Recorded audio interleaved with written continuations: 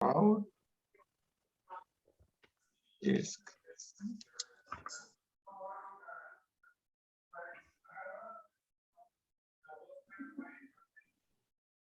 okay, let's begin. Om Shuklam Bharadharam Vishnum Shashivarnam Chaturbhujam Prasanna Vadanam Dhyayet Sarva Vignopashantaye. It's echo, I believe, right? Sadashiva Samarambham Shankaracharya Madhyamam Asmadacharya Paryantam Vande Guru Parampara. Om मनोबुद्ध्यङ्कारचित्तानीनां न च श्रोत्रजिह्वे न च घ्राणजिह्वे न च व्योमभूमिर्न तेजो न वायुः चिदानन्दरूपः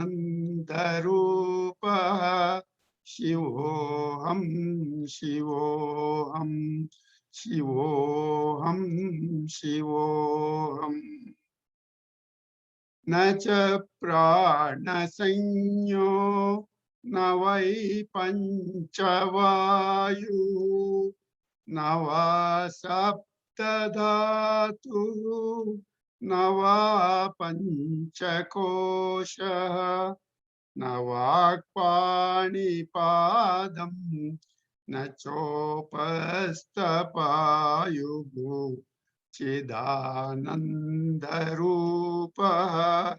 शिवोऽहं शिवोऽहं शिवोऽहं शिवोऽहम् न मे द्वेषरागौ न मे लोभमोहौ मदो नैव मे नैव मात्सर्यभावः न धर्मो न चार्थो न कामो न मोक्षः चिदानन्दरूपः शिवोऽहं शिवोऽहं शिवोऽहं शिवोऽहम् न पुण्यं न पापं न सौख्यं न दुःखं न मन्त्रो न तीर्थं न वेदा न यज्ञः अहं भोजनं नैव भोज्यं न भोक्ता रूपः शिवोऽहं शिवोऽहं चिदानन्दरूपः शिवोऽहं शिवोऽहम् न मृत्युर्न शङ्का न मे जातिभेदः पिता नैव मे नैव माता न जन्म न बन्धुर्न मित्रं गुरुर्नैव शिष्यः चिदानन्दरूपः शिवोऽहं शिवोऽहं शिवोऽहं शिवोऽहम् अहं निर्विकल्पो निराकाररूपः विभुत्वाञ्च सर्वत्र सर्वेन्द्रियाणां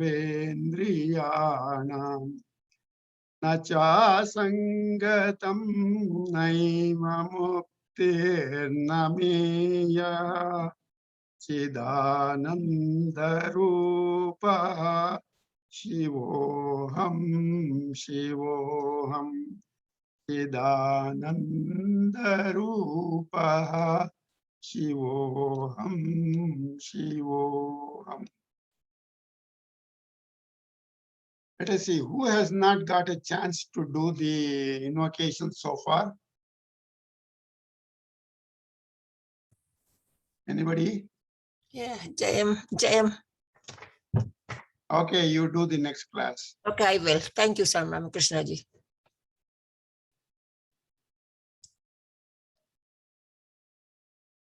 Okay, so let me put this in slides. We were there doing this verse 24 of the Ramagita, Shraddhantas Tattvamasi iti Vakyato Guro Prasadapi Shuddha Manasaha Vijnaya Chaikatmyamathatma Jivayo Sukhi Bhaven Meru Riva Prakampanaha. Just prior to this, Sri Ramachandra discussed or described to Lakshmana the necessity or the requirement for jnana, where he very strongly stated that karma cannot be a means for jnana, only karma cannot be a means for moksha, only jnana can be a means for moksha. Jnana means self-knowledge, not the object knowledge, self-knowledge. So this self-knowledge alone is the means for liberation. And how does that happen? Guru prasadadapi shuddha manasaha. He has to have shuddha manasa, means he should have cleansed his mind through karma yoga and then approach a guru. Guru prasadat. Now, in this instance, he says, Vijnaya Chaikatmya Matatma Jivayoho. The union between the Atma and the Jiva, that is Brahma and the Jiva, Ishvara and the Jiva. Once he realizes that, where is it said that there is a union, Chaikatmya Matatma Jivayo? Where is the union between identity? Union means, I should say, identity. Identity between the Atma, Ishvara, and the Tvam you, that is in Tattvamasi iti Vakyato. Tattvamasi is a statement, is a conversation between sage Uttalaka and his son Shvetaketu. And in that Vakya, Tattvamasi iti Vakyataha, in that Vakya which describes Tattvamasi, that identity of Tat and Tvam, Tat is the Ishvara, Tvam is the you. In that equation, in that Vakya, is this Taikatmya Matatma Jivayoho. He stated the identity between the Tvam Jiva and the Tat Ishvara. Once he accomplishes that identity between himself, the Jiva, and the Ishvara, Sukhi Bhavet Meru Riva Prakampanaha. This Meru Parvata is a very, very, very huge Parvata in the described in our scriptures. It was supposed to be described in a place north of the Himalaya mountains. And then this Meru is a very huge mountain. Therefore, it does not allow itself to be prakampana. It doesn't allow it to be shaken. So the Meru Parvata iva aprakampanaha. So this person who has seen this identity between the Jiva and the Ishvara, he sukhi bhavet, he becomes a very blissful person. Meru iva aprakampanaha, like the Meru mountain, which does not shake in any way. This person is also not shaken by any happenings of life. That's basically the message of this verse. So this verse introduces this Tattvamasi Vakya. Now, this is Tattvamasi Vakya we started last class, and then Sadeva Somya Idamagra Asi Ekameva Dvitiyam Tadvaikaha Aho Asadeva Eva Idam Agra Asi Ekameva Dvitiyam Tasmad Asataha Sajjayata. So this Sat was alone, was all there in the beginning. In the beginning, thereby, is here now the Shvetaketu is being taught by his father Uddalaka. This was being alone, one only, without a second, and that wanted to become many. So the whole universe is shown to be Sat, that which exists.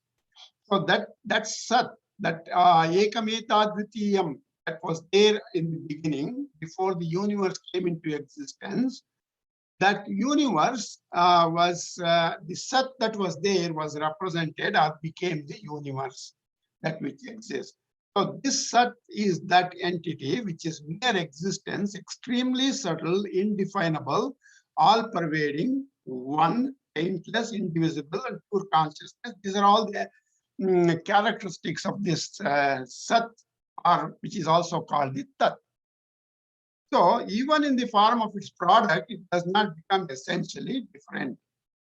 So the when the what is the product? The universe is the product. The Sat is the pure consciousness, and this Sat appears as the universe. So that way, Sat is the source, universe is the product of the effect. Even in the form of its product, it does not become different. If it becomes different, then it loses its characteristics. That modifications come into picture, so that cannot be true. It does not become essentially different, but for the people who are ignorant, it appears as different. Just because it appears as different does not mean it is different. That's the, and then we last class we looked at the Swajatiya Veda, Vijatiya Veda, and Swagata Veda we discussed. So that Veda difference may exist at different levels, but this Atma has no such three Vedas or the three differences. The Swajatiya Veda, if the second Atma existed, it is called a another Atma identical to this, then it is Swajatiya Veda. There is no second Atma, therefore there is no Swajatiya Veda. Now, if there is a second entity in a different class, it is called Vijatiya Veda. If there is no the entity that is Anatma, that is independent or different from Atma. See, Anatma or the universe is of a different kind, but it is not, the universe is not independently existing outside of Atma. Therefore, that's a, there is no Vijatiya Veda in Atma. And Swagata Veda means like a tree where you have the trunk, the branches, leaves, the flowers, the fruits, etc. Like that in Atma, there are no parts. So there is no Swagata Veda. So therefore, since Atma has no disparity of any kind whatsoever, the Shruti says there is absolutely no variance in Atma. So all these Vedas are negated, all these differences are negated. So this non-dual Atma is the philosophical truth. Then what would be the form of a second Atma? So therefore it is said here that such a second entity can never exist. There is no multiplicity in Atma. Now, that Atma that we call here being, the being means it is always there, willed and thought about the creation. It created fire. The fire thought of becoming many, it created water. The water thought of becoming many, it created food. These are all I'm summarizing without going into details. So creation continued like this, and then because there was a food chain already established, living beings came into existence from small insects to the human beings. So all these living beings consume these three kinds of food: the food, water, and fire. So these in these three kinds of food, what we call the food, water, and fire, there are three parts in any food: processed part, the gross part, and the subtle part. And this is how it gets distributed. The grossest part, after it is digested, the food is digested in the body, the grossest part will be forced out of the body as solid waste, and the water will be forced, will go out as liquid waste, and the fire will become bone. The gross, less subtle than the grossest, which is the madhyama, the median, if you want to take medium. That gross food becomes flesh, the gross water becomes blood, and the gross marrow, gross fire becomes marrow, and the subtlest part of the food becomes mind. The subtlest part of the water becomes prana, and the subtlest part of the fire becomes speech. Until this we discussed in the last class. So now we'll see here, Shvetaketu, he raises a doubt to his father. I can understand all these things, that there's a subtle component, there's a gross component, and there is a in between, there is another component. But what is not clear to me, he says, the mind consists of, you're saying mind consists of only food, but my understanding is I cannot fathom that my mind consists of only food. I am somehow believing that mind consists of prana and speech also. Speech means fire. So now he has raised a doubt for him, and this is how the conversation goes between the father and son. The father says, now that he has raised a doubt, to counter this doubt, the father gives a next mantra, or resolves this doubt he has. And that doubt, that mantra that the father gives to resolve this doubt, creates another doubt in the son, the Shvetaketu. And like this, for each and every time the son raises a doubt, the father responds with an appropriate example. And then he says, Tattvamasi Shvetaketu, that you are that. So the yogurt, he says here, the yogurt being churned, the subtlest part, butter, rises upwards. I don't know how many of you have observed the churning of yogurt. When you churn it, the fat in the yogurt comes to the top like a foam, and then when they know that, see that there is no more foam collecting, then they take out the foam, and that becomes a ball of butter. So the subtlest part becomes the butter in this yogurt. So also, so father is saying, Shvetaketu, Uddalaka is telling Shvetaketu, so also Somya, the food that is eaten, that which is the subtlest part of the food, it rises upwards, and that becomes the mind. Similarly, the water you drink, subtlest part rises up and becomes the prana, and this subtlest part of the fire becomes speech. There are mantras for this. I skipped that mantra, just provided the meaning only. So he says, dear boy, now I will put I will make you experience this. What he has said here is, the food subtlest part goes to become the mind. He says, I will explain it to you for the next 15 days. He says first the mind has 16 parts, 16 kalas. He says 16 parts or 16 components will take. Do not eat food for 15 days. You can drink as much water as you like. He says you have to drink water because the prana is made up of water, and the prana of one who drinks water is not cut off. So this is how when they were doing tapas, they were not eating food.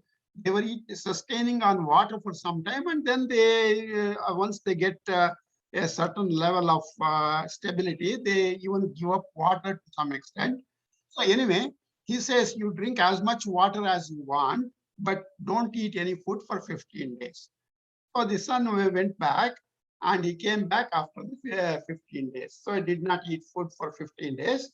Then he reported to his father, he salutes him, and asks, what is the order for me? I have come back without eating food for the last 15 days. Now tell me, what should I do? Father said, dear boy, Somya, the word Somya is used in the text. Somya in Sanskrit is addressing a youngster. That's the standard. Tata is the one used to address elderly people, and also the elderly people sometimes address child also as Tata. But Somya is used here. Somya, the pleasure. Please chant the mantras from the Rik, Yajus, and Sama. You learned from when you in your Gurukula. You learned Rig Veda, Yajurveda, and Sama Veda. You learned. You please chant them for me. The son tried, and then the son replied, they do not at all rise in me, sir. I cannot chant any mantra, any Rig mantra, or Yajur mantra, or Sam mantra. As much as I try, it is not rising up. I cannot do any mantra patana today. Now, the father said, Somya, just a single ember of fire of the size of a firefly, there is a large fire, and this fire has been put out, but there is a small little leftover ember of fire, and he gives the size of a firefly, leftover from this large burning fire. This leftover ember, this one small ember cannot burn any more than that size. That fire can only be as big as that ember, that which is of the size of a firefly. So you are like that now. Of the 16 components of your mind, only one part is left over now for you. And by means of that, you cannot perceive the Vedas. Having lost the ability of the 15 components of the Veda, of the mind, you cannot perceive the Vedas. So now I tell you, you go back and eat your normal food. After a few days, you come back to me, he says. You go and eat, and then you will understand me when you come back. So the son gets back to his normal eating schedule, food for the days, whatever he was taking, for a couple of days. And he returned back, and the father asked him the same question to repeat the mantras and Sama. And the son had no difficulty in reciting the mantras that the father asked. So all the mantras that the father asked, he very obediently recited for the father.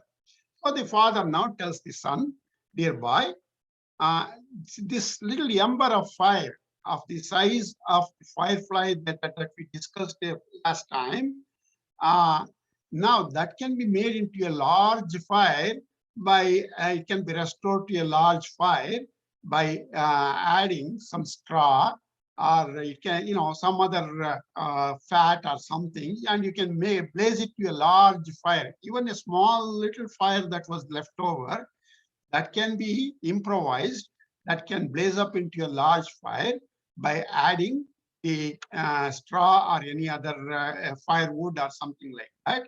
It can burn much more than before. He says, likewise, my dear boy, of your 16 components, only one part remain, and that being nourished by food, you went back and you started eating the food that you are eating. You nourished that one part, your mind has been emblazoned. It has come back to its original state. By that ability, now you have perceived the Vedas. Having eaten again, you have regained all the 16 components or the 16 parts of your manas, and you are now able to perceive the Vedas. Hence, my dear boy, the mind is made of food, the prana is made of water, and the speech is made up of fire. He reinforces that statement again. And Shvetaketu understood that mind is supported by food alone. Now, having demonstrated that the mind is a product of food, next topic that Uddalaka takes is to discuss the state of the mind in deep sleep. That he will try to discuss. He does in the next verse. Just before that, I want to give a little flavor for how this Tattvamasi Prakarana, the text of Tattvamasi proceeds from this point onwards. So the Tattvamasi that Bhavat is repeated 9 times in this episode. By the time we come through all the sections of Tattvamasi, this Tattvamasi has been repeated by the father to the son 9 times. Why 9 times? Because every time Uddalaka gives a statement, an example, Shvetaketu, that problem has been resolved, but another doubt appears to him. So like that, each time the father repeats the statement, he gives an example and repeats the statement, Tattvamasi Shvetaketu. The son gets cleared of one doubt, but the another doubt appears. So this way, Shvetaketu understood and did not raise a doubt after the 9th repetition. After Uddalaka said Tattvamasi Shvetaketu, there were no more questions or doubts in the mind of Shvetaketu, and there ended the teaching of Tattvamasi to Shvetaketu. Now, in this process, there are about 45 mantras in this episode, and we will focus on about 30 plus, close to 35 mantras. We'll focus on them. Most of them will review the mantras also. A couple of them we will just summarize in English.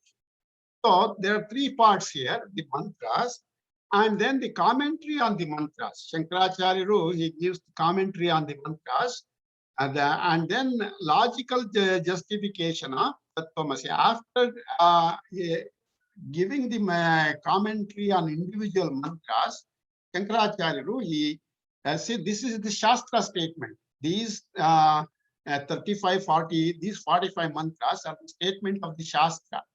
Now, at the time when Shankaracharya was there, just the Shastra was not enough. There are the Buddhists, and they didn't believe in Shastra. Sankhya did not believe in God like that. So logical justification of Tattvamasi. How do you logically, rationally describe this Tattvamasi or that power? Also, we will see. So these are the three parts in which we will study this Tattvamasi. And we will start with the first mantra here from this point onwards. Uddalako harunihi Shvetaketum putramuvacha. Nantam me somya vijaniti yat praitat purushaha swapiti nama sata somya tada sampanno bhavati somapito bhavati tasmad yenagam swapiti ityachakshate swagam yapito bhavati. So what does this mean? A bunch of words for us. The English translation we will see. Shvetaketu, my Somya, my dear boy, know from me the true nature of sleep. When we go to sleep, we feel all we experience is my tiredness is gone, and I just come back and say I didn't know anything when I sleep well. I didn't know anything when in sleep. That's our experience. Now, the Shastra is telling something in addition to that. When a man is said to be sleeping, the father is telling the son, then he has become united with being. He has become united with Atma, he says. He has become united with Brahma and has attained his own nature. So what is his own nature? His own nature is Atma, and he has become united with the Brahma. You can say also Atma, but the being is referred to Brahma. So generally, other people think he is sleeping, but if you really see what has happened to him, he has attained his own nature. He is living in his own nature. Why we don't feel this nature? Because in the waking sleep and the dream sleep, waking state and the dream state, we are bothered by the outside noise, and the outside noise is so much stronger than the signal of the Atma, and the Atma just sits back and doesn't want to show itself up. But when the night, when he is sleeping, there is no disturbance from the body and mind. The body mind have slept. That's what the meaning here is. So the only thing that is in all of you, you and me, what are the three components? The body, the mind, and the Atma are the sentiency that we have. Now the body, mind have gone to sleep. The consciousness that is in me, it was there in the waking state, it was there in the deep dream state, it is there in the deep sleep state also. Because I am not identifying with the body and mind, I am identifying with the being or the Brahma, the existence. So in deep sleep, the person is enjoying the bliss of the being or the Brahma, and he is not distracted because of the body-mind interaction with the outside world. So, see the couple of words here. Swapnantam, he uses the word Yuddalako Haruni Shvetaketu Putramuvacha Swapnanto. Swapnantam. Swapnantam means the core of deep sleep. You are gone to sleep and you are in that middle of that deep sleep, from which there is no, sometimes even if somebody calls you, you don't get up. That is the deep sleep, core of deep sleep. Now, what is happening in this core of deep sleep? The reflection of Chaitanya in the mind is the Jiva. It is happening all the other time also, but we don't understand it other times. We think of it as the body and the mind. But in this reflection of the Chaitanya in the mind is the Jiva. And we studied this in a couple of classes ago. I think, a couple of classes ago, I believe. We looked at how the Sattva, Rajas, and Tamas, only the Sattva can reflect back the consciousness, but the Rajas and Tamas does not. So the reflection of the Chaitanya in the mind is Jiva. I think I'm Jiva because of this reflected Chaitanya. Not if I am the original Chaitanya, I am not Jiva, I am the Atma, I am the Paramatma. But the reflected Chaitanya, it makes me sentient, and from the mind, that sentiency flows outwards to the prana, to the sense organs, to the body and everything. And then the body becomes animate. So the reflection of the Chaitanya in the mind is the Jiva. When the mind resolves into its causal condition, I will explain this. When the mind resolves into its causal condition, the Jiva resolves into its original nature. Now, what is the causal condition of mind? There are a couple of steps of that. We will see that in the next slide. So the Jiva resolves into the original nature, that is the Atma Chaitanya. So in the deep sleep, this person, when he is sleeping, the past karma phalas are still in the subtle form. Though I am not seeing anything, I am not experiencing anything, the karma phala, the phala of the karma that I have done is stored in my mind, and that is still there in subtle form in the deep sleep. Just as a bird, now we're trying to understand here what that returning to the causal form is. He is explaining with a couple of examples. Just as a bird tied to a string, now a bird is tied to a string, and the other end of the bird, other end of the string is tied to a mast. Now, the example, Sri Ramakrishna gives something similar. There he gives the example of a bird in a port, and the ship leaves the port, the bird is in the ship, and the bird is getting confused. It wants to get back to its original place. It goes all around, it sees only water, and finally it comes back to the ship itself. That's an example he gives, something similar to that here. After flying in various, the bird has his leg is tied to this string, and the other end of the string is tied to a mast. So the bird, after flying in various directions and finding no resting place anywhere, wherever it goes, there is only the space, and there is nothing else. It finally takes refuge at the very place where it is tied to. It can only come back to mass. There is no other land anywhere. It's all space. The only physical object where it can rest is this mass. So it comes back to, after trying very hard to find a place to rest, it comes back to the original place, that is the mass.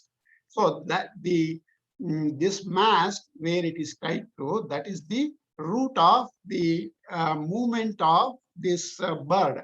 So it comes back to the root. So he says here, just so, my dear boy, just like that, that mind, after flying in various directions and finding no resting place elsewhere, takes refuge in the prana alone.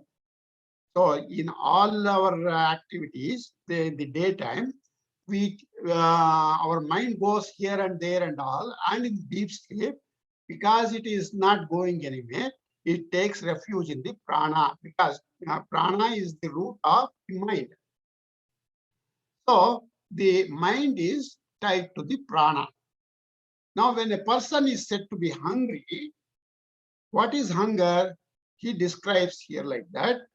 When you eat some food, the water is leading away what has been eaten. It's the water that conveys the food to its destined places, be it the grossest or the gross or the subtle, whatever that is. It is the prana that takes away, and it's the water that takes away the food away from you. And when the water has taken away all the food, you are hungry again. So when a person is said to be hungry, what is that state? Is water is leading away what has been eaten. So water may be a proxy for hunger. Now, water is the root cause of hunger, or the root of hunger. Fire is the root of water. Being is the root of fire. Now, we are talking, going back to these three elements, mind, water, and fire. And fire came from where? Fire came from the Atma. So being, that's what this word being comes here. This is what commentators use here. And I'm just retaining that. Whenever you see the word being, you can equate it with the Brahma. So being is the root of fire. So all creatures have being as their root, whether it's a, let's say, whether it is a small insect or the human being. The source of all this is this being, have being as their abode and have being as their support. So the abode means that is defined my destination place, and as support, that's the support for my daily activities. If there is no being in my daily activities, there is no activities at all. Therefore, the being is the one that's a being, or Brahma is the one that supports all activities. Therefore, water, fire, and the being, that's the order of transferring the causal effects to the next one. So when this person is about to depart, now he is coming to the time of death. When this person is about to depart, his speech merges in mind, mind merges in prana, prana merges in fire, and fire in the supreme deity. So this is the death is explained, the steps of death is explained here. When the person is dying, first thing to lose is the speech. We see this in if we observe person in deathbed, after some time he cannot speak. He or she cannot speak. Only makes hand gestures, because the speech mind is still there. So the mind, as long as the mind is there, he can make gestures and all those things. Now, at some point, the mind merges in the prana. The prana, at that point, he or she just lies down, does nothing, mind, because mind is not active then. And the prana merges in fire. And finally, the fire merges in the supreme deity, that is the being or the Atma. So this is the process of death that he's describing. Saya eshaha anima etadatmyamidagam sarvam tat satyagam sa atma tattvamasi shvetaketo iti bhuya eva ma bhagavan vignapayat kata somyati hovacha. What means is, so he described in the previous here, in the process of death, ultimately the fire merges into that supreme deity, that is the being or the Atma. Now that he is referring to in the next verse as you are that. That saya eshaha anima, that subtle thing, that being, which is the subtlest essence, even that is what sarvam satyagam sa atma. He is describing it by three characteristics here. Sarvam tat satyagam sa atma. What is that? Even that all this world has for itself. This is again the commentator, how he describes this these three words. That mean the being, all this world has for itself. That means the being covers the entire universe. That's what the meaning you can make. So the universe is made existent by the Atma. The universe, if the Atma is not present in the universe has no existence. The universe is made existence by the Atma. The essence of the world, I have given a couple of other meanings here. The essence of world or universe is this being. The core of this universe is this being. That is the Atma or the Brahma. All the objects in the universe, including the universe itself, is a manifestation of the Atma or this being, however you want to describe them. So that being, that the universe is enveloping the being is enveloping the universe. That is the true Sat, Tat Satyagam. That is the true thing. Sa Atma. That is the Atma. Tattvamasi Shvetaketu. That thou art, O Shvetaketu. You, Shvetaketu, you are thinking you are this body and the mind. No, you are not this body and mind. You are that Atma, which is the being, the subtlest of all this, subtlest part of this entire universe, that you are. That's what he is saying. Now, Shvetaketu, he says, please explain it further to me. That means Shvetaketu has a doubt. He does not understand what father is telling him. And so the father says, so be it, dear boy, I will explain it to you, said the father. That's what he says. He says, Bhuya eva ma Bhagavan Vignapayati. You explain it more to me. He says, Tata somyati hovacha. The father says, you did, so I will explain it more to you. Now, this you are that Tattvamasi, you are the essence of what the universe is. That's what he said, that the word. Now, Shvetaketu has a doubt. What is the doubt?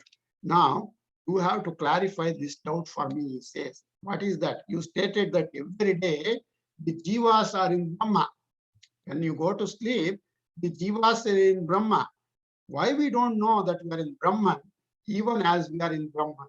Give me an example to illustrate this state. Now, this is not so much Shvetaketu describing in these words, but the father understands this, or the teacher understands the student's dilemma, and the student, the teacher, understanding. See, this is where the guru is very important. They say, just as the student is making a facial expression, the teacher understands what is the doubt of the student.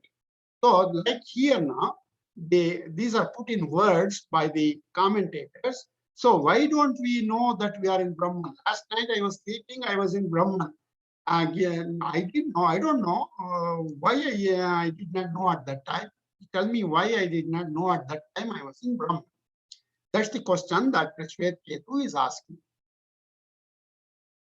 So, a little more example of this. The phenomenal universe is traced to the subtle universal original principle of being. So basically what it says is the universe that we see in front of us is traceable to this Atma or the Brahma.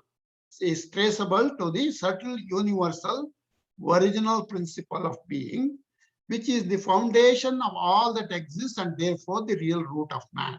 It is this Brahma out of which everything in the universe comes out, and therefore that is the real cause of this man also. If it is the real cause of the entire universe, it's as much a cause of the every one of us. That is what that statement means.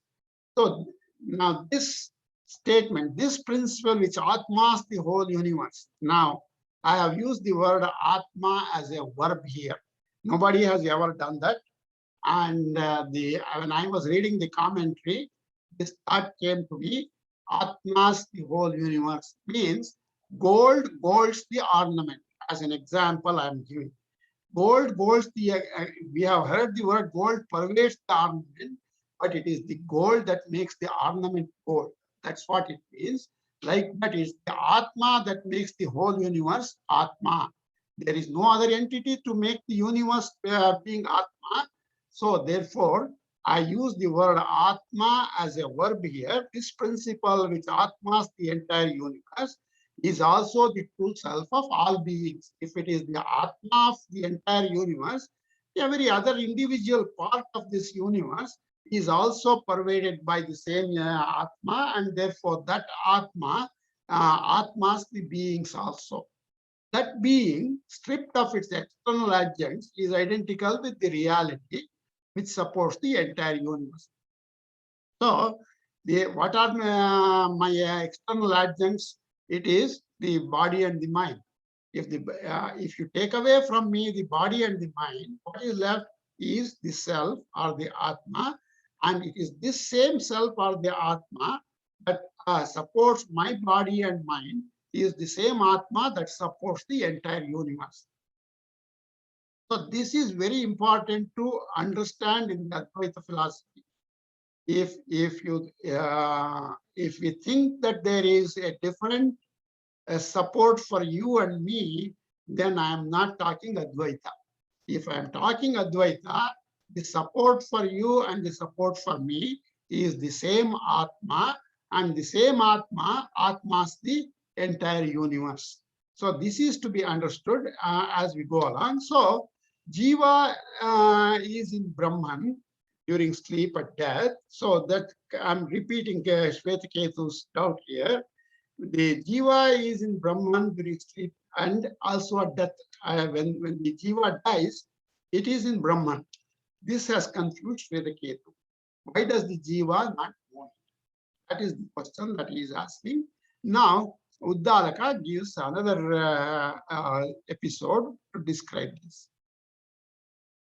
Yata somya madhu madhukrito nistishtanti nanatyyanam vrikshanagam rasan samavaharam ekatagam sarasam gamayanti. A very beautiful example.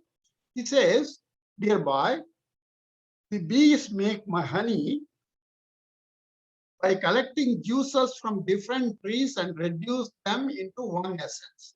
Now this the bee goes to a fruit, a flower, sucks up the essence, the rasa or the juice out of that, comes and deposits. Another bee sucks another rasa and comes and deposits it. Same bee again goes elsewhere, another flower, like that. So the bees accumulate the rasa or the juices from different trees and different flowers and reduce them into one essence, that is the honey. Yatha tatra na vivekam labante amusyaham vrikshasya rasosmi amusyaham vrikshasya rasosmi ityavemeva khadu somya imaha sarvaha prajaha sati sampadya na vidugo sati sampadya maham iti iti. Now he says, and there in that essence, in that honey that has been formed by the various juices that are there in the honey, there, as those juices have no such discrimination, I am the juice of this tree, I am the juice of that tree, like the juices have no identification with respect to where they came from. Similarly, these beings, in the living beings in their deep sleep or death, just so nearby, all these creatures having merged into being. The being here, when I say, is during deep sleep, at death, and cosmic dissolution. In all these times, there is only one entity, and that entity, it do not know we have merged into being. So the individuals do not know that we are merged into being while they are merged in that being, just like the various juices of different trees do not know their identity of which tree they came from in that honey or the essence. So he is giving this example to illustrate what various beings in these three states of deep sleep or death and cosmic dissolution. Why is it that they don't know? Because this example is an illustration, and with that he explains. Another thing in Vedanta is any concept can be justified by an example. Upamana, they say. So upamana is a means of knowledge. It's a pramana. If certain things you cannot explain by itself, you can give it a pramana or an example, upamana pramana or an example, and that is to be accepted as a pramana. So that is the way he is explaining here, that the beings don't know being merged into being, because we see a similar situation with respect to the juices and the honey. So during dissolution, the jivas have ignorance. Ignorance means ignorance of the self. At the time of cosmic dissolution, the jivas have ignorance. So like the juices in the honey, they remain together. You, me, and everybody are living together in the cosmic shell. They remain together without the awareness of their separate existence. So this, because being ignorant of their identity with the being, now if I knew that I am the same as the being or the Brahma, then that this problem does not exist for me. Yeah, they even being merged into it, they are reborn in accordance with their past tendencies. What it means, if I knew that I am Brahma, then that the existence itself is Brahma. There is no that individual existence. Even being merged in the being at the time of dissolution, they are born again in another life with their past tendencies, means whatever the karma phala they had accumulated over time, and that karma phala will come to bear fruit, and they will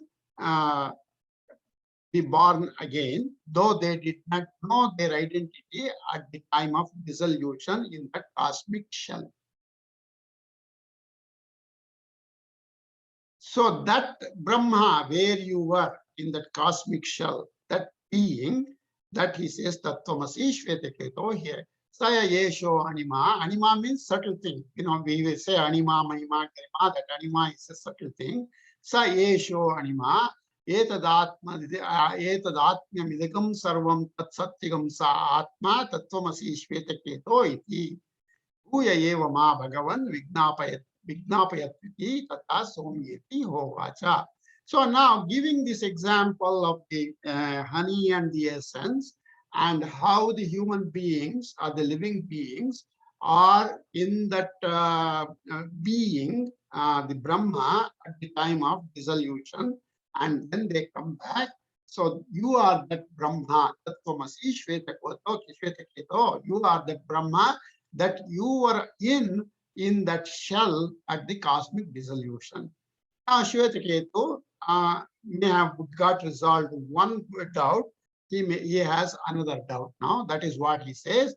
Please explain it further to me. Now the Guru says, in the ordinary life, a man rises from sleep, makes a trip to the next village, and is aware of coming away from home. This is the mind reading by the teacher Uddalaka of the student Shvetaketu. So then why creatures born after being merged in being, he is not aware of having come from being? That is the next put out of Shvetaketu. All right. You told me I am that Tattvamasi Shvetaketu, and you said I am that being. Now I was in that being, in that Brahma for quite some time, and I came out of there, and having come out of there, I don't know that I was there.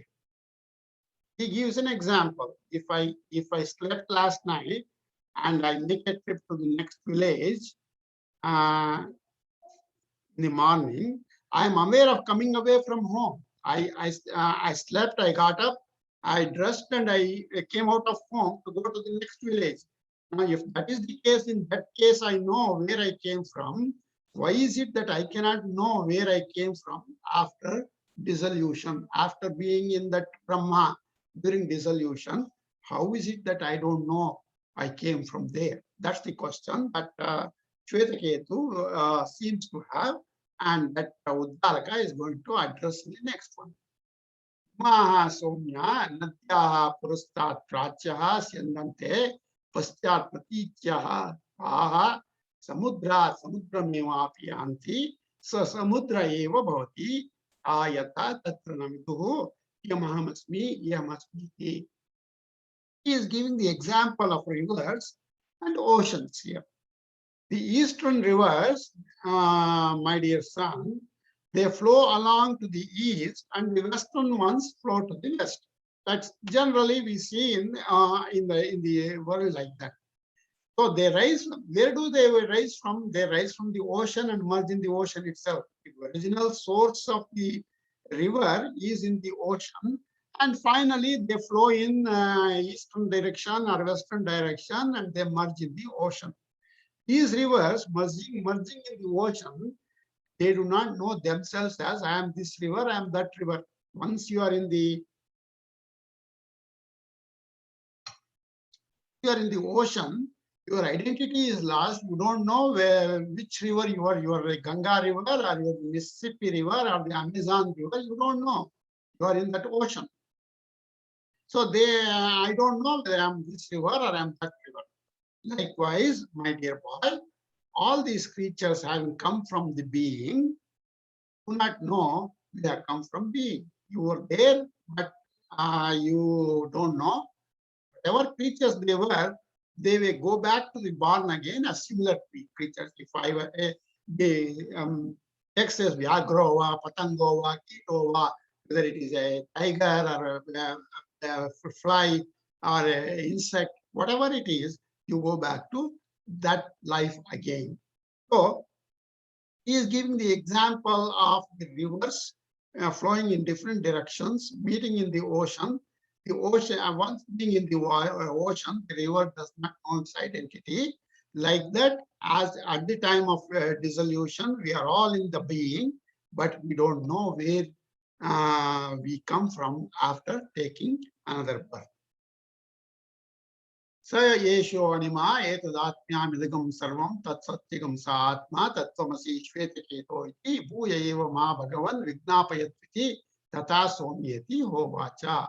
So that being which is this subtle essence, that being from which we all came, that is the subtle essence, even that all this world has for itself, that means that being encovers the entire universe, that is Atman.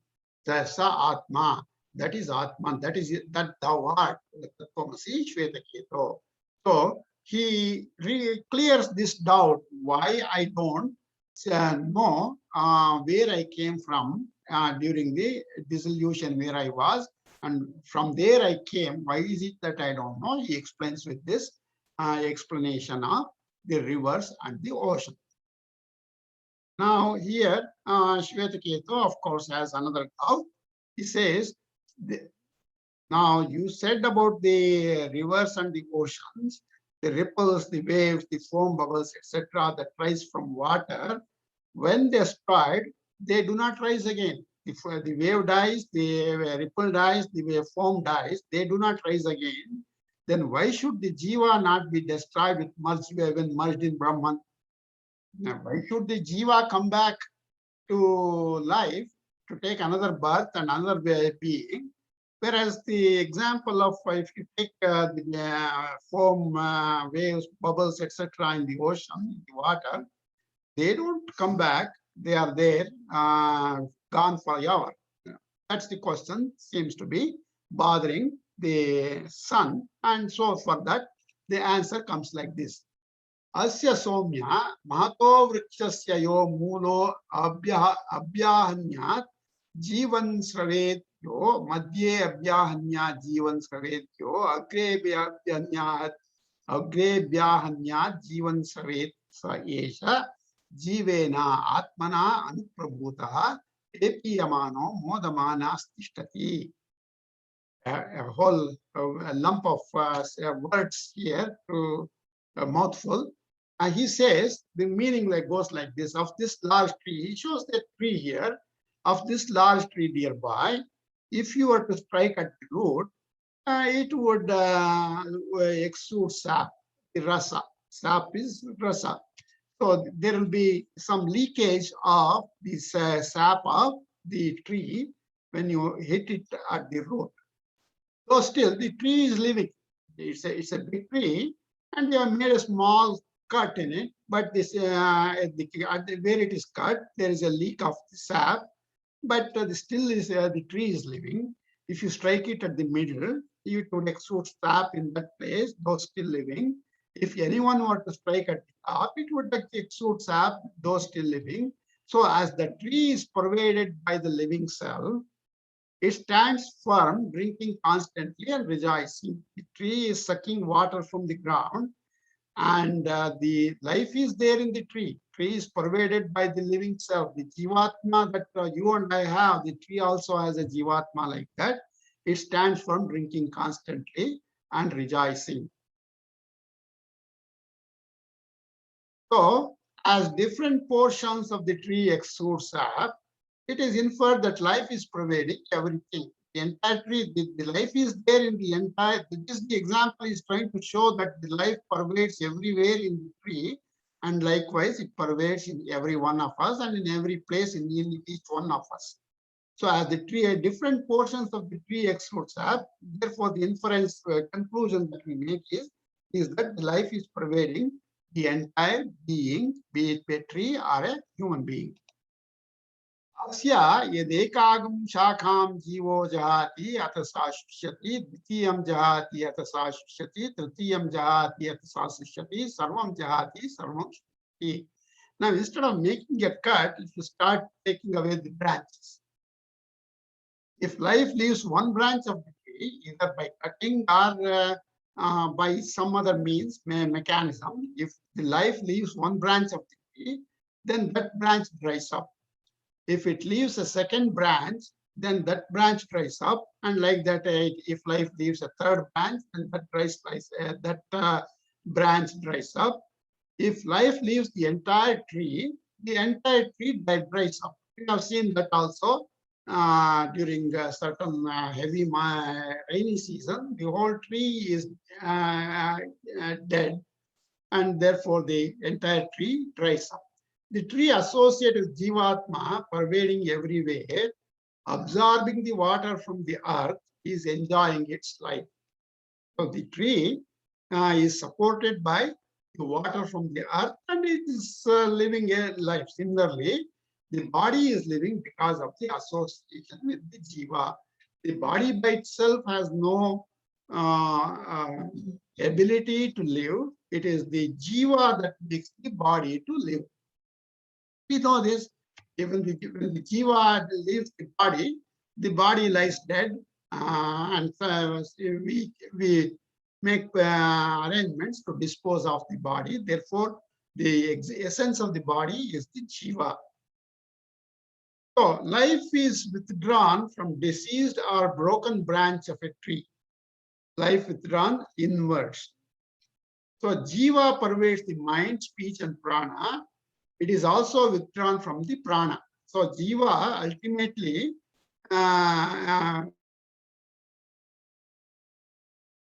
is withdrawn. When the jiva leaves the tree, then the tree will dry up or the person will die. The tree is known to have jiva by oozing of sap, drying up, etc. So when you make a small cut, there is a leakage of the sap. Where when you totally dismantle the tree, it dries up. Therefore, the jiva gets its food and water in accordance with this unenjoyed karma. In the human beings, we have certain karma phalas that are not already experienced, and that karma phala, whatever it is, makes the availability of food and water for us in the amounts and in the kinds of food and water that we are allowed to enjoy because of the karma phala.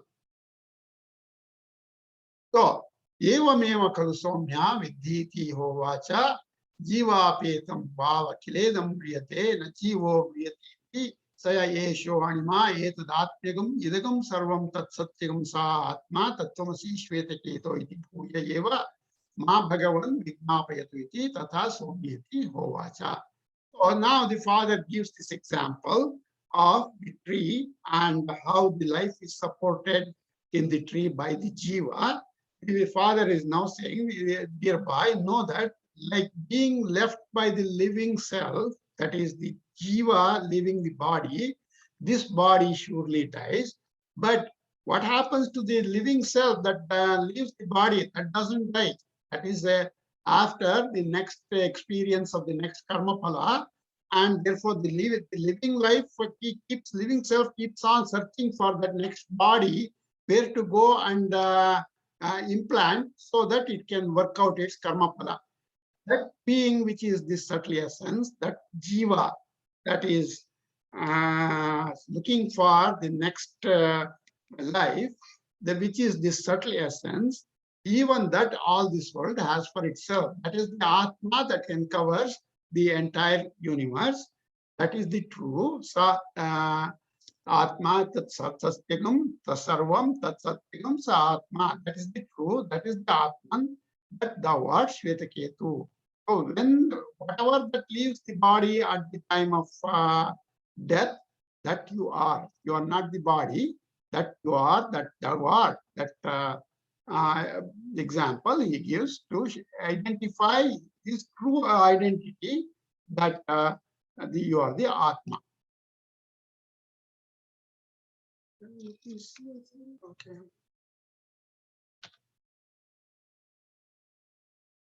So, continuing on the same mantra, an unfinished work of yesterday, we finish after waking up this morning.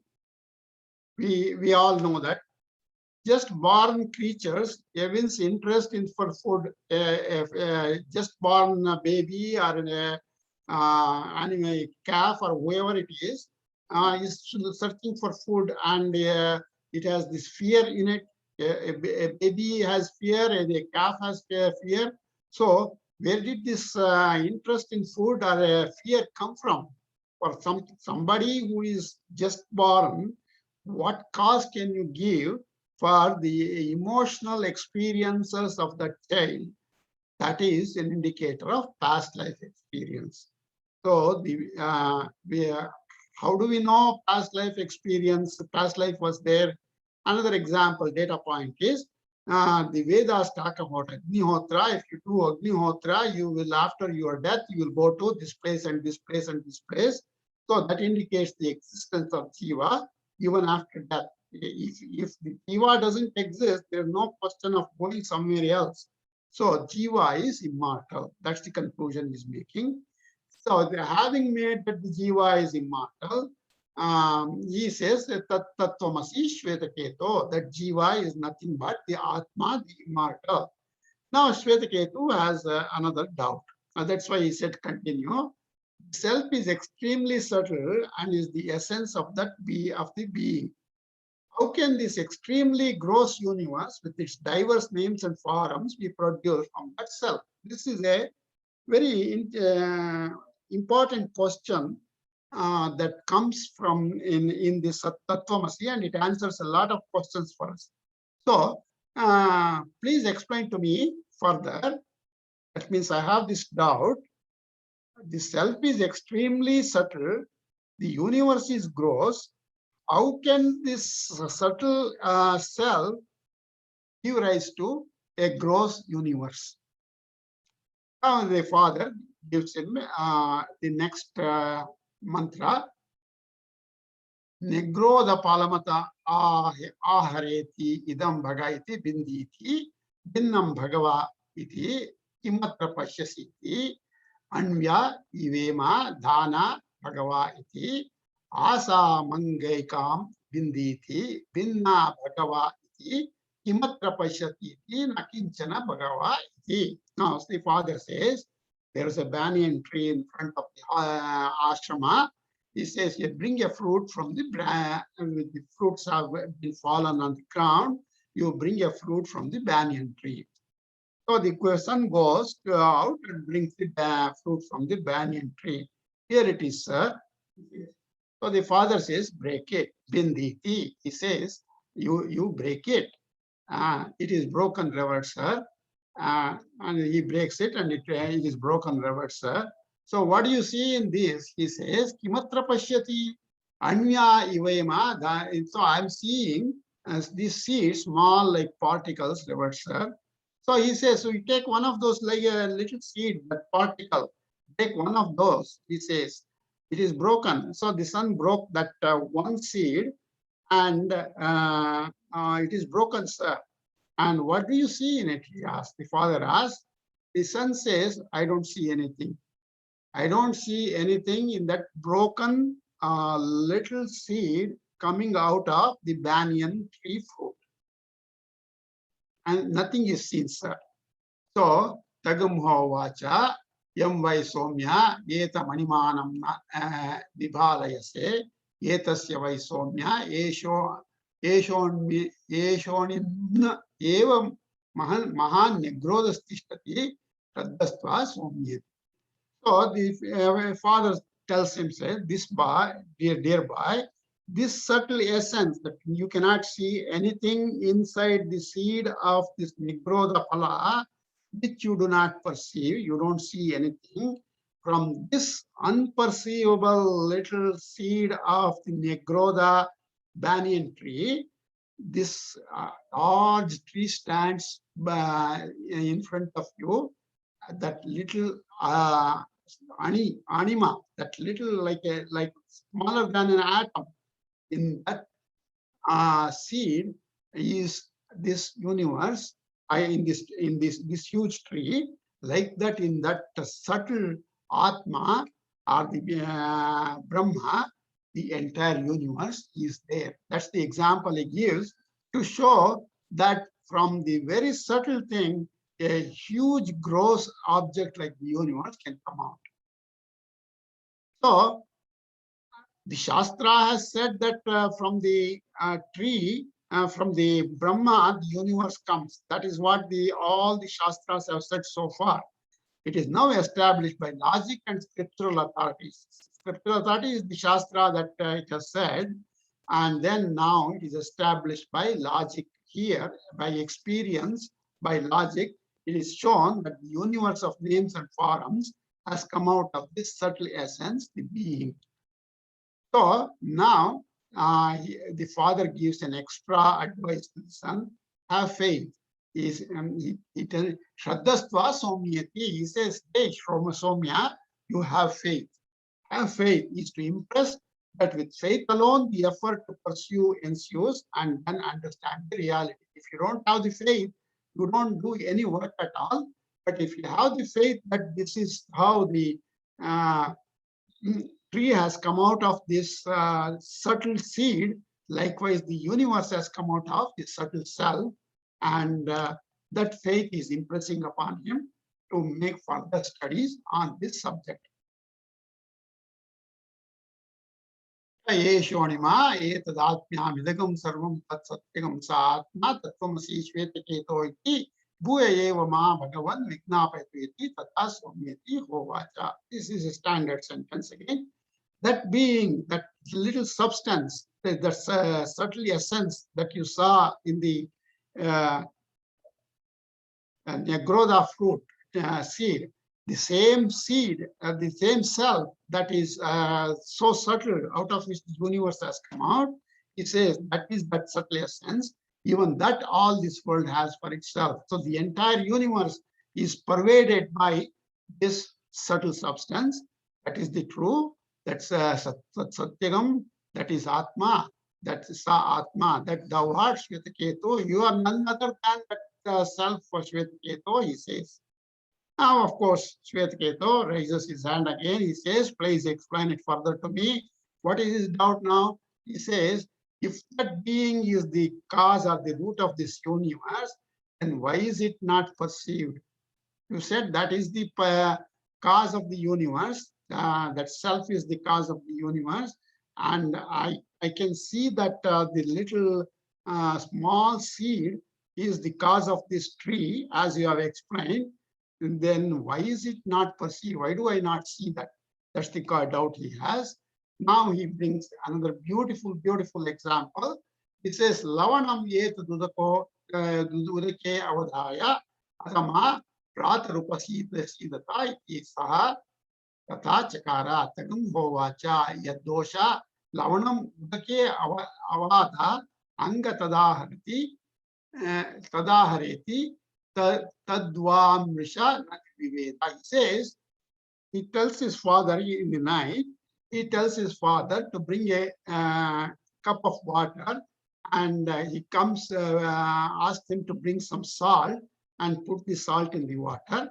And he says, leave it there like that. You come back and see me in the morning. So the son did so. Next morning, the father said to the child, bring the salt, my child, which you put into the water last night. You put the salt into the water. Can you please bring that salt for me? Having searched for it, he did not find it. The son could not find the salt, of course.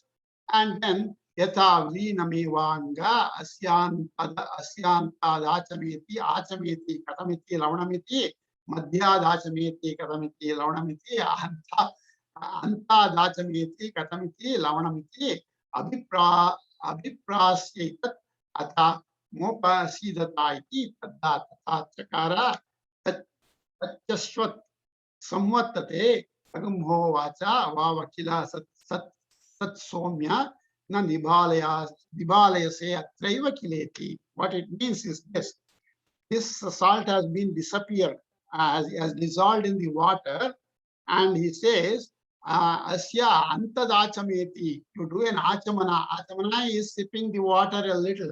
So you take a sip of water from the top of the cup. It says, the top of this water cup, and the son tastes it, and the father asks, how is it?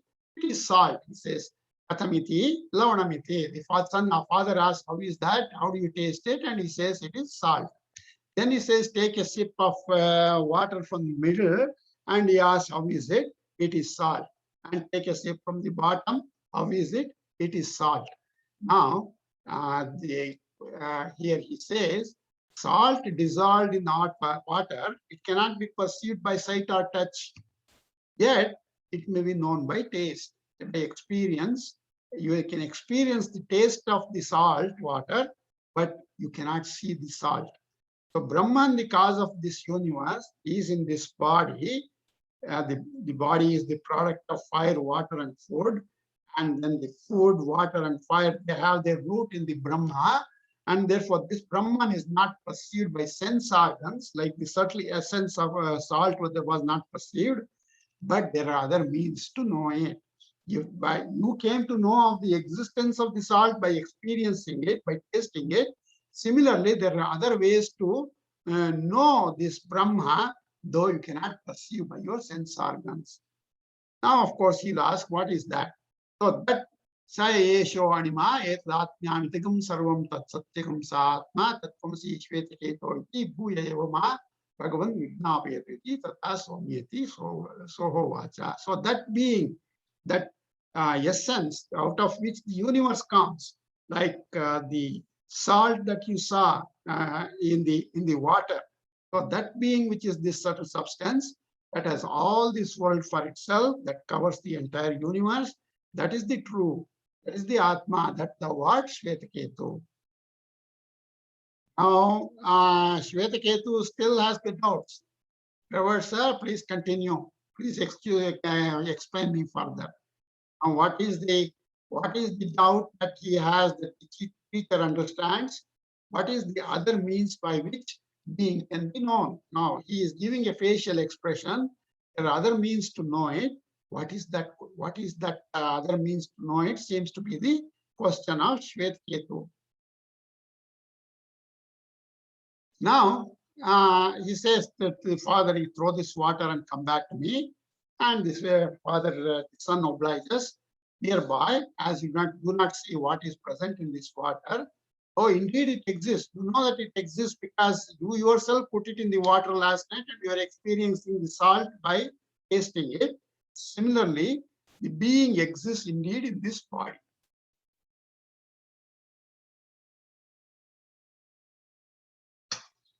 Just like the water existence is known to you, the being existence is also known to the knowers, if you want to say, gurus. So the being exists indeed in this body, he says. Yata Somya. Now, how to know is the question, and he's giving another very good example. Yata Somya, Purusham Gandharebhyo Abhinadvaksha Maniyam Tam Tato Atijane Visijeta Sayata Tatra Prangva Utangva Adarangva Patyangva Pradmayita Abhinadvaksha Anitaha Abhinadvaksho Visrishtaha. Now, in the middle of a forest, there is this one person who is shouting, who is screaming. He says, the father is giving this example, some robbers have brought me into this forest, tying my, blinding my eyes. They tied something to the eyes, and with his eye bound, might leave him in a very desolate place, like a forest, and the eyes is still bound. For some reason, his hands may also have been tied. He cannot even untie the blinders. So, as that man, he was lost sense of direction because they brought him with blinding his eyes, and they left him with blind eyes. And how does he know whether it is east, west, south, or west, and north? He doesn't know that. He has lost sense of the direction, and he would shout towards the east, he would shout towards the north, he would shout towards the south, he would shout towards the west. He turns all directions and shouts, I have been brought here with my eyes bound up, and I have been left here with my eyes bound up. So that his goal is somebody will hear and help him. So as he screams like that, Tasya yatabiнаhanam samutya Prabhruyat etam disham gandhara etam disham rajeti sa gramat gramam prichan pandito medhavi gandhara niva upasampadhyate evamevaha acharyavan purusho veda tasya tavadeva piram yavanna mokshyeta sampatsya iti. So this person has been brought from Gandhara. Gandhara is the place where Shakuni came from. So this Gandhara, this person of Gandhara has been left in some forest, and so on. Someone might come and remove his bandage, he's shouting, and tell him the Gandhara region is in this direction. Now he didn't know which direction, what it is. Now this person who unfolded his blinders, he says the Gandhara is in this direction. You go here, you will hit Gandhara. Now this person inquiring his way from village to village, he says, Gramat Gramam Prichan. See, just because it is in direction, he cannot fully depend on it. So he was totally lost, and he goes from Gandhara. Ultimately, he reaches Gandhara by asking people in different villages, thus being instructed by being capable of judging by himself, would reach Gandhara region itself. That is by listening to people, by going in that direction. See, we all have this experience. If you have driven in some places like New Jersey and all, it is more likely than not that you'll get lost one day. So when you got lost one day, you go back to the days when you didn't have the GPS or anything, you could get lost and you cannot make headway whether you are going north or east or west or what. So you stop by in a gas station, and you are in such a helpless state. When you are in such a helpless state, you are able to listen to anybody. So that gas station attendant becomes the guru for us. He becomes the guru, and he tells us how to go, and he gives some markers. You go here, you'll see a McDonald's there, and then you turn left there, and then you turn right where there's a Shell gas station, like this. So ultimately, he reaches that place. So he is now leading to the guru. Likewise, in this world, that person who finds a preceptor. So the people who directed him from in village to village, they are the teachers. Likewise, in this world, that person who finds a preceptor And for him, only so long is the delay from liberation. Now you are asking, how do I know? You go to this guru, and this guru will lead you. And so long is the delay from liberation, and then immediately he is merged into being. So the delay is in finding the guru, the right guru who can direct you to know yourself, where you came from, and immediately he is merged into that being. As long as I am not liberated from the body, so long is the delay for me in attaining Brahman. Now, of course, prarabdha karma has to be experienced ultimately. That is another topic. But the fact of the matter is, he said, how to find where I came from. You go to a guru, and the guru will instruct you how to understand where you came from. Tattvamasi Shvetaketo. Here, the same thing is being described by father to the son. So with this, let's see, we'll stop here. Let's finish this one, and we'll take it up in the next class. Yesho anima etadatmyamidagam sarvam tat satyam sa atma tattvamasi shvetaketo iti bhuya eva ma bhagavan vignapayatu iti tata somyati hovacha. So that being that which is subtle substance, that encompasses the universe, and then that is the Atma, that is true, and you are that. Again, he explains that. Now, why is it is important that every time he has to say Tattvamasi Shvetaketo? Because that is the reinforcement. If he said only one time Tattvamasi Keto, and then the student will be lost in the story, and he doesn't come to capture the essence of that message. So Tattvamasi Shvetaketo, that is the reinforcement, and he gets the doubts cleared by repeating the instructions, and ultimately the realization would happen. That we will see in the next class. So even here, Shvetaketo is not fully doubt-free. He has a couple of other questions, and then when that is cleared, the prakarana ends there. We will see that in the next class.